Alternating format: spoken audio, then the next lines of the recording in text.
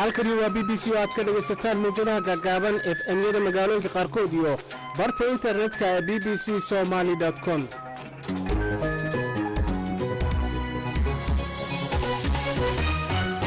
waa maalin isniina kowda bisha Agoosto saacaduna waxay tilmaamaysaa 7 subaxnimo. barnaamijka subaxnimo waxaad ku dhagaysan doontaan madaxweynaha Hirshabelle oo magacaabay golo wasiiro oo ka kooban 80 xubnood. kulan xalay ka dhacay magaalada Baydhabo. maxaa looga wada hadlay kulankaas? meesha qaraxii oo dad mas'uuliyiin ay ku dhimanayaan oo ay gudoomiyihii degmada marka wasiir iyo dad badan oo kale oo ay ku laanayaan.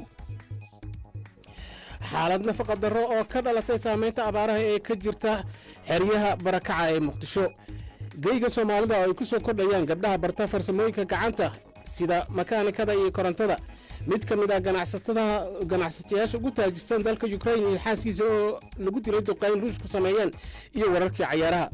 barnaamijka waxaa soo saaray Saciid Xasan Anteena waxaana idinla socodsiinaya anigoo Maxamed Shiil Xasan.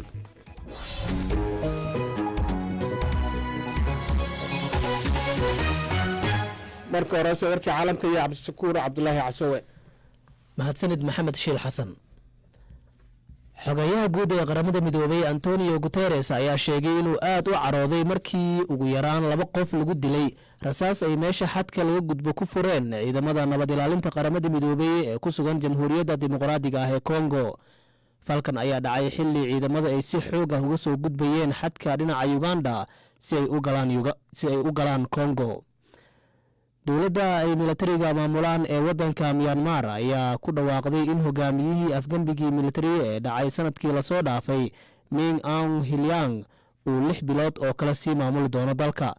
warbaahinta dowladda ayaa sheegtay in golaha difaaca qaran iyo amniga ay sidoo kale sii kordhiyeen waqtiga ay soconayso xaaladda degdeg ah ee uu ku jiro dalkaas si loo fududeeyo qabashada doorashooyinka xisbiyada badan ee lagu wada inay dhacaan bisha Agast ee sanadka 2023.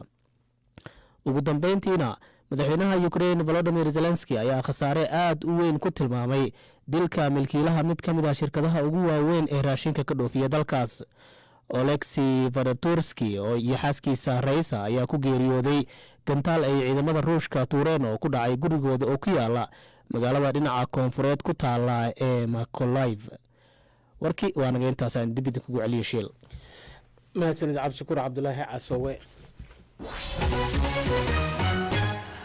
aan ku horeyno madaxweynaha dowlad goboleedka Hirshabelle Cali Guudlaawe Xuseen ayaa xalay saq dhexe waxa uu magacaabay golaha wasiirada ee xukuumadda dowladda Hirshabelle.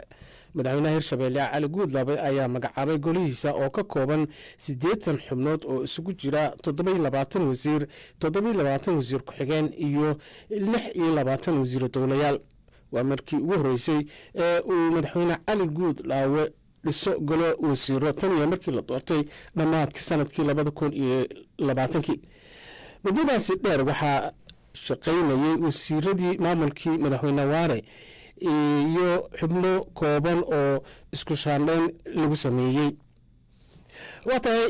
qodobkaasi waxaa dhinaca Facebooka aaraadooda ka soo dhiibtay Ramadaan Ramu oo jooga dowlad deegaanka Soomaalida degmada Doolow Ado. waxa uu leeyahay fikirkayga ku aadan golaha wasiirada oo magacaabay madaxweynaha Hirshabelle waa mid waqtigii loo baahnaa la soo magacaabay, waxaana kula dardaarmaya uu yiri inay cadaalad kula shaqeeyaan dowladda. Nuux Maxamed Kaahiye oo jooga Gaalkacyo Galmudug waxa uu yiri waan soo dhaweynaynaa golaha wasiirada ee cusub ee Hirshabelle laakiin aad baa loola soo daahay ayuu yiri. kuwaasina waxay ahaayeen dhageystayaasha dhinaca Facebooka fikradahooda ka soo dhiibanayay. markana aanu aadno dhinaca magaalada Baydhabo. magaalada Baydhabo waxaa halay fiidkii lagu soo gabagabeeyay shir ku saabsan amniga maamul goboleedka. waxaa shir gudoominayay kulankaasi madaxweyne Cabdicasiis Maxamed Xasan Laftagareen waxaana goobjoog ka ahaa laamaha ammaanka ee maamulkaasi. shirka ayaa diiradda waxaa lagu saaray falalkii amni darrada ahaa ee dhawaan ka dhacay qaybo ka tirsan maamul goboleedka Koonfur Galbeed oo ay ku dhinteen wasiirka cadaaladda ee maamulkaas iyo gudoomiyaha degmada Marka iyo dagaaladii dhawaan ka dhacay qaybo ka mid ah gobolka Bakool. haddaba shirkaas iyo go'aamadii ka soo baxay ayaan ka wareysanay Mustaf Macalin Isaaq oo ah fayeenka wasaaradda amniga ee maamul goboleedka Hirshabelle. waxa uu u waramay Cabdiqaadir Yuusuf Cali. bismillahi raxmaan raxiim oo ahaa sidaan caadi ahayn oo looga hadlayo amniga guud ahaan koonfur galbeed ajendadiisu wuxuu qusay laba arrimood oo muddooyinkan kusoo kordhay koonfur galbeed guud ahaan Soomaaliya mid waxa waaye xuduudka Soomaaliya iyo Itoobiya ay wadaagaan dagaaladan ka soo kordhay shabaab iyo ciidamadan liyu booliska iyo qaraxyo ka soo kordhay muddooyinkan ka dhacayay Afgooye iyo Marka iyo Baydhabo oo qaarkood ay ku dhinteen wasiir iyo gudoomiyaha degmada Marka intaas looga hadlayo falkii ugu dambeeyay wasiirka cadaaladda koonfur galbeed lagu dilay ma jiraan dad loo soo qabtay waa maasan tahay laamaynka amniga shaqo fiican bay ka qabteen dad baana loo soo qabtay oo looga shakisan yahay qaarkoodna la hubo inay wax ka geysteen baa la soo qabtay qaarna hadda waa lagu daba joogaa insha Allah raadkoodana waa la hayaa haddii oo qof wax ka geystay oo qaraxaas qayb ka lahaaba gacanta lagu hayo raadkiisana waa la hayaa inta kalena insha Allah mar dhow waa la soo qaban doonaa haddii Ilaahay yiraahdo dhowr jeer oo hore ayaad samayseen ballanqaadyo ah in amniga wax laga qabanayo marka maxaa caqabado ah oo idinka hortaagan aad u mahadsan tahay caqabada Soomaaliya oo dhan bay haysataa caqabadaas caqabad u gaar ah koonfur galbeed ma ahan Soomaaliya oo dhan bay dhibaato ku hayaan kooxaynka argagixisada al-shabaab alxamdulillah muddooyinkii hore waan ka nabad qabnay hadda muddooyinkan dambe ayay soo bilaabeen qaraxyadan iyo howlahan waxay rabaan inay ku mashquuliyaan howlgalka hadda ay wadaan oo dagaaladan ay ku wadaan xuduudka ay ku wadaan inay ku mashquuliyaan qaraxyadan si aan dhankaan weerar uga imaanin darteed ay u sameeyeen haddana waa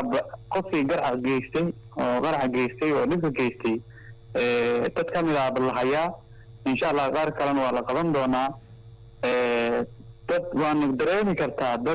dadkii ku dhex nool oo bini'aadamkii la mid ah oo sidii dadkii u nool yihiin oo ehel dad la ah oo walaal dad la ah oo qaraabo dad la ah oo dadkina nolol saaxiibo la ah si kastoo aa u dadaashid qofkan waa kasoo dhex bixi karaa marka caqabadna haysato intaas oo dadkii wada ehel ah oo dhexdooda kasoo baxay unbaana haysato maahane wax oo caqabad oo dadaal xumo ah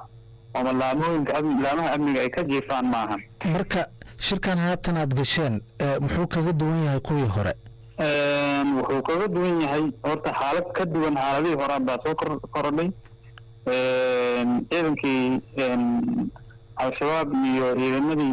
liyu booliska ahaa iyo Itoobiya ahaa iyo ciidamadii kale xoogga dalka Soomaaliyeed baa hadda dagaalo ku haysta xuduudka iyo oo ka duwan xaaladihii hore weligoodna al-shabaab meel aysan gaarin bay gaareen oo dagaalo la tageen marka arrin culus oo soo korodhay oo Soomaaliya oo dhan ku soo korodhay waay marka in arrintaas sidii looga hortagi lahaa caqabadaha ka imaan karaan laga hortago dhibaatada ka imaanaysana laga hortago ujeedka ugu weyn shirka intaas uu ahaa taada kalena waxaa keenayo haddii meeshii qaraxii oo dad mas-uuliyiin ay ku dhimanayaan oo ay gudoomiyihii degmadii Marka wasiir iyo dad badan oo kale oo ay ku laanayaan in si dhaqso la isugu imaado arrintaas laga tashto oo go'aan laga qaato oo si degdeg ah jawaab ay ku qanci karaan shacabka laga sameeyo oo intaas ay ahayd marka laga soo tago shirarka dhexdiina ah ama kan dowladda federaalka idinka idin dhexeeyo weli xiriir ma la samayseen dhanka amniga ah maamulka dowlad deegaanka Soomaalida aad u mahadsan tahay horta dowlad deegaanka Soomaalida waa dowladan darisnahay ma xiriir hadda aan isku daynay waxaa ka horeeyay xiriiryo badan oo anaga naga socdo oo hogaaminayo wasiirka amniga koonfur galbeed yaa hore u tagay Jigjiga haddana hogaankii amniga dowlad deegaanka Soomaalida iyo dowlad goboleedka koonfur galbeed wasiirka amniga yaa heshiis hore ugu saxiixday Elberde degmada Elberde marka qorshe hore oo soo socday oo heshiisyo ah oo laga wada hadlayay sidii xogaga nabadiidka al-shabaab dalka looga saari lahaa oo guud ahaan koonfur galbeed looga tiri lahaa annagana mar walba waan uga digaynay dhibaatada oo ka soo wajahan xuduudka mar walbana waa uga digaynay waan u sheegaynay si aan isu garabsanana hore ayaa heshiis ugu gaarnay oo hal mar ma ahan dhowr jeer aan kulamo u samaysanay ilaa iyo madaxweynaha dowlad deegaanka yaan u tagnay. ugu dambeyntii haatan arrimaha shirka laysku afgartay ma fuli doonaan oo ma la dhaqan gelin doonaa? insha allah sida ugu dhaqsiyaha badan baa loo dhaqan gelin doonaa. insha allah jawaabahooda iyo dhaqdhaqaaqyadoodana waa lawada dareemi doonaa. insha allah miyahan waa laga dareemi doonaa, bulshadana way dareemi doonaan, wayna dhaqangalayaan haddii ilaaha yidhaahdo. waata kaasina waxa uu ahaa mustafa macalin isaaq afhayeenka wasaaradda amniga maamulka koonfur galbeed oo u waramaya cabdiqaadir yuusuf cali. haatana magaalada muqdisho, xaalad nafaqa darada caruurta oo ka dhalatay abaaraha dalka ka jira ayaa lagu waramayaa inay ka jirto xeryaha barakaca ee magaalada muqdisho. caruurta da-doodu ka yartahay 5 sano ayaa badankooda qaba nafaqa darada aadka u daran, waxaana la keenaa cisbitaalada magaalada. cisbitaalka martini oo leh xarun lagu daweeyo caruurta ayaa waxaa maalintii lasoo gaarsiiyaa in ka badan 50 caruura. agaasimaha cisbitaalkaasi dr cabdirasaaq yuusuf axmed jalaaludiin ayaa b b c da uga waramay xaalada caruurta ay hayso nafaqa darada, wuxuuna u waramay axmed mursal xuseen. tira ahaan runtii 6 bilood ee lasoo dhaafay aad ayay u badanaysay isbitaalka, way kordhay. marka waxaanu isbitaalka la jiifiyey oo lagu daaweeyey 3,700 oo bukaan ka badan 6 bilood. hadda maanta waxaa u jiifa 72 caruura oo kulligood ah severe acute malnutrition ama qaba nafaqa darada daran ee u baahan runtii daawada iyo daryeelka. caruurtaas oo isbitaalka u ah meel loo soo rifeer gareeyo macnaheeda marji ah oo laga soo diro xarumaha bixiya adeegyada asaasiga ah oo loo yaqaano NCH-ka iyo isbitaalada magaalada ku yaala kuwooda gaarka loo leeyahay iyo kuwa dowladda intaba. waxaana dareemaynaa runtii laga soo bilaabo bishii abriil bartamaheedii iyo hadda juulay maalinba maalinta ka dambaysa ay kiisaskaas sii badanayaan oo ay sii kordhayaan. doctore, qiyaastii maalintii mise caruur ah ayaa cisbitaalkiina lasoo gaarsiiyaa? maalinba heer waaye. hadda waxaan joognaa, waxaan maraynaa maalinkii wuxuu leeyahay isbitaalka outpatientka isku celcelis waxaa imaato 60 ilaa 70 caruura. intaas marka caruura waxay dad nafaqa darida daran ka cabanayo. iyaga waxaan jiifnaa marka kuwooda daran isbitaalka nasiib daran ma wada qaadi karo, marka waxaan siinaa spaceka dadka aadka u daran ee u baahan daryeelka heerka 2 iyo heerka 3 isbitaalka ah. caruurtaas cisbitaalka la keeno da-doodu intee u dhaxaysaa? 5 sano ayay ka yihiin kulligood. waa tahay caruurtaas badankooda deegaanadee laga keenaa cisbitaalkiina lasoo gaarsiiyo? ilmaha badankood waxay ka imaadaan barakacayaasha xeryaha qaxootiga ee magaalada muqdisho ku yaayo. isku celcelis waxaan ku qiyaasi karnaa 65 ilaa 70% waa xeryaha barakacayaasha muqdisho. inta kale waxay ka imaadaan dalka oo dhan. waxaa ugu badan shabeellada hoose iyo shabeellada dhexe, gobolka baay, bakool, jubbada hoose. dabadeedna waxaan tegey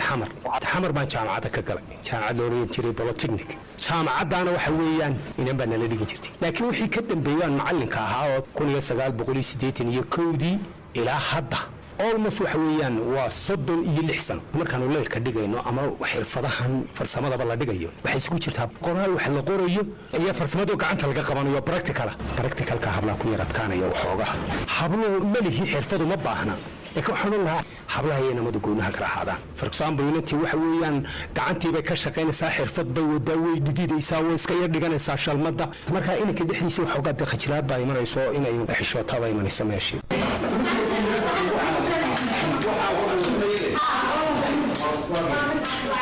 wax lacag laga qaadanaa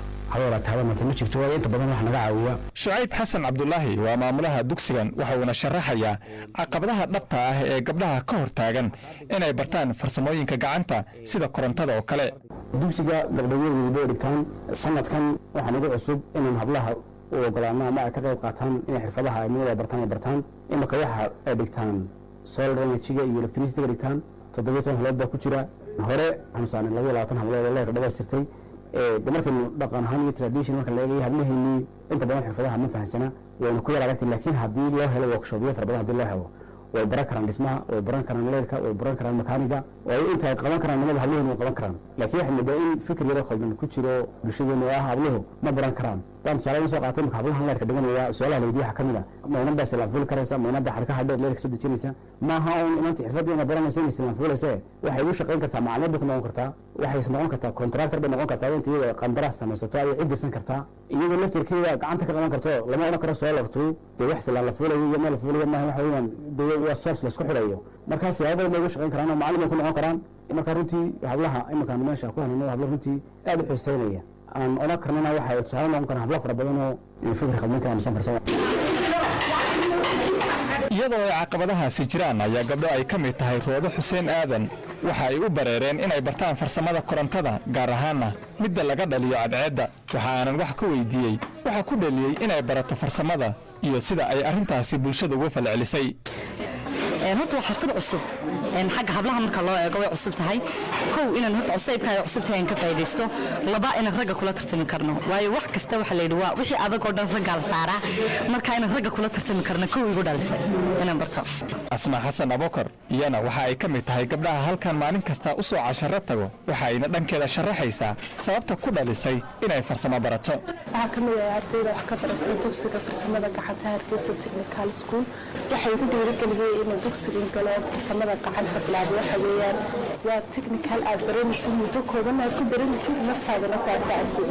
waxaan ognahay maanta marka sidoo ka soo baxday jaamacad dhigato inaad muddo dhowr iyo 10 sannadood hay'ad waxbarasho ku jirayso isna ay dhici karto adigu hay'ad waxbarasho inta leeg aad soo martay aan weli wax shaqo bise halkan waxa weeyaan goob aad ka heli karto farsamada gacanta oo wada ku baahan yahay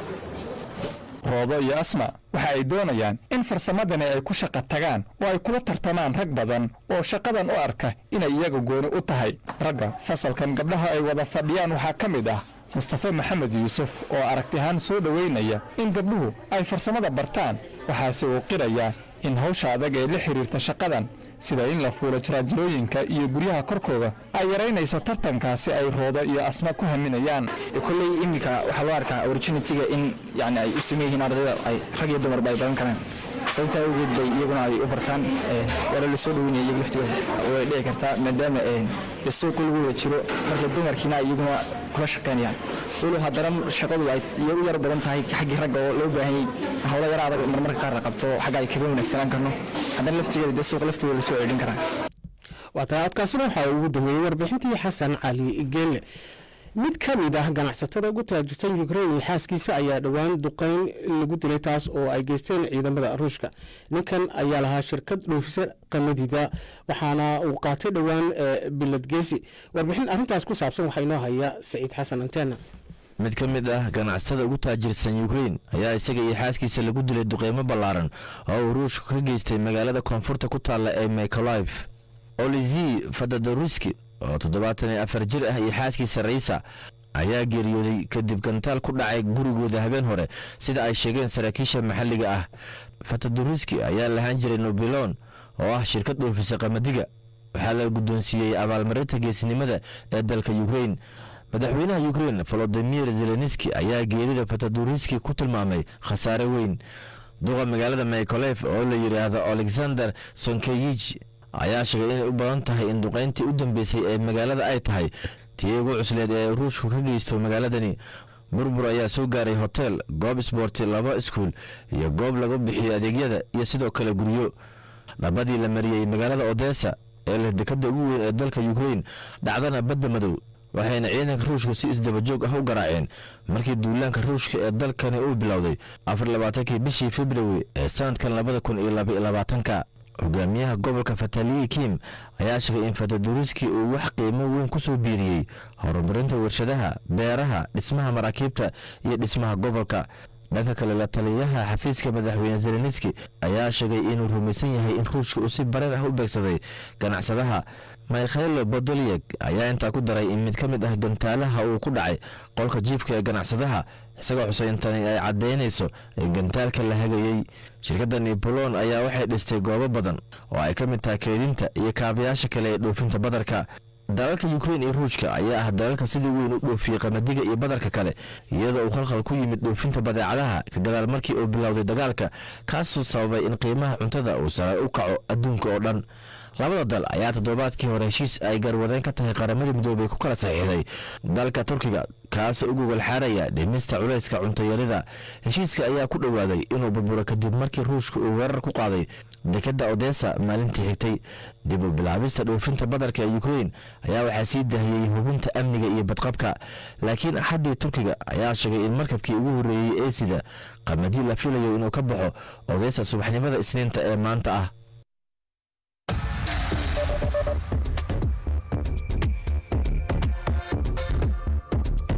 bogga internetka ee bbcsomali.com waxaad ku helaysaa maqal, muuqaal iyo qoraal. wararkii ugu dambeeyey ee caalamka iyo Soomaalida, sida ay u dhacayaan, halka ay ka dhacayaan iyo saamaynta ay leeyihiin. bbcsomali.com waxaa ka go'an daqiiqad kasta soo gudbinta warar la hubo, waraysiyo, warbixinno iyo macluumaad aqoon kororsi ah.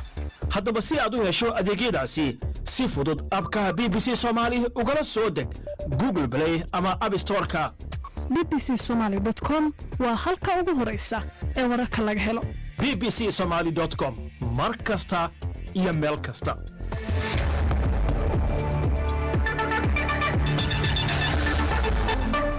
haatana wararkii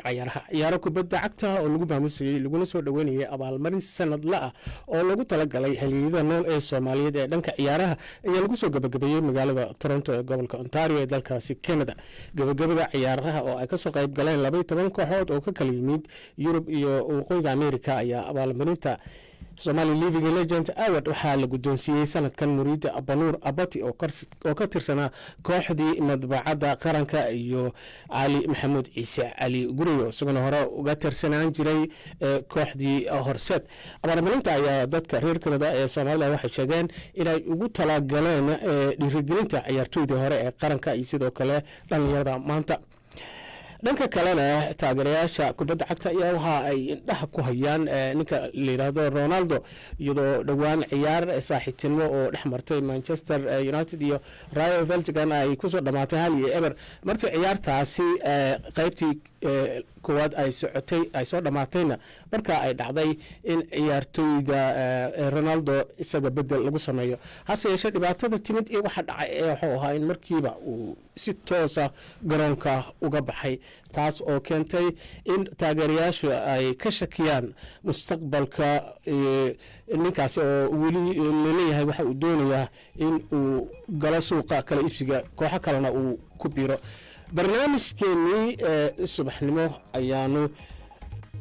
intaasi ku soo gabagabaynaynaa saakay tan iyo kulanti dambe waxaanu idin leenahay nabadgelyo ilaa iyo galabta 5 intaanu mar kale hawada ku kulmi doono.